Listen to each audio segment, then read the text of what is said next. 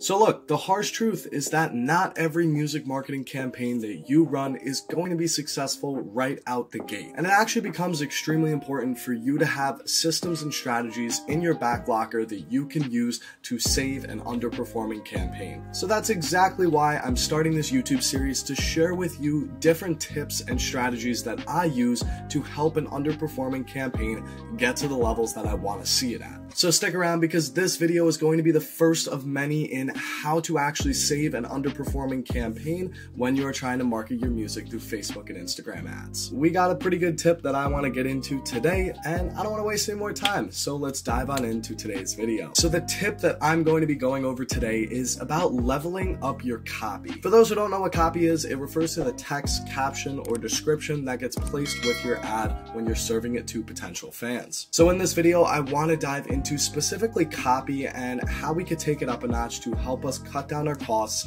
and get a campaign to actually perform how we want it to. So before we go any further into this video, I want you to take a second and ask yourself this question. Does my copy actually help a potential fan convert and go and listen to my music? If you're doubting your current copy's capability to actually make someone want to convert just from reading it, then we might want to test some different types of copy. Yes, a lot of time, very simple copy will actually work and get you good results, but if you are seeing an underperforming campaign, this is where you want to add more intricate copy to your ad. You want to test copy that actually tells a story, creates an emotion for the person reading it, makes you and your music stand out from other ads, and most importantly, makes someone actually want to go and convert to your music. The thinking that I like to have is that if my video or the song is not actually getting someone to convert, if they read the copy, it is going to push them over the edge. So in this video, I'm going to give you guys 3 different types of copy. So let's dive on into these different types of copy and level up your guys' ads. The first copy style that we are going to cover is about the song copy. So as you could probably take the guess,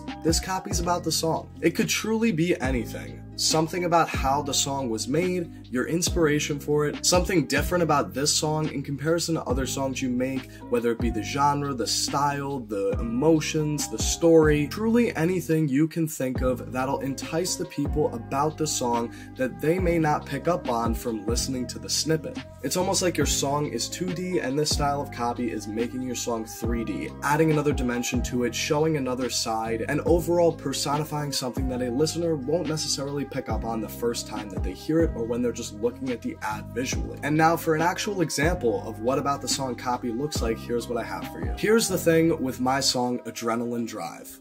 Normally, my songs are all about the low and dark times I've gone through. I've never really deviated from that style in my 2 years of making music. For the first time, I've decided to branch out and try something different, something more upbeat and positive. Adrenaline Drive was since born, and man, am I happy with how it turned out.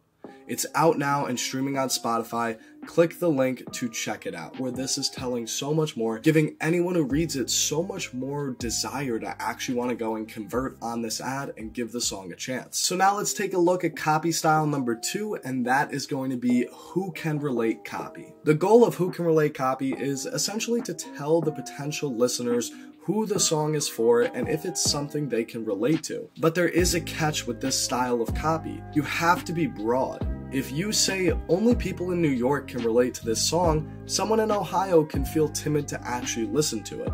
So you want to be very broad with what is relatable and personify the relatable factor of your song in a broad, applicable to anyone manner. You also have to be careful with what you're saying and make sure that you're not making claims that go against Facebook's policies. Just try your hardest to actually follow Facebook's policies so that your ads don't end up getting rejected for what you're writing. Now for the example that I made for who can relate copy, this is what I wrote. Who is my song louder for? This is a song for all the people who like songs that spark a fire and light them up. That song that you have in your playlist that can always get you hyped up.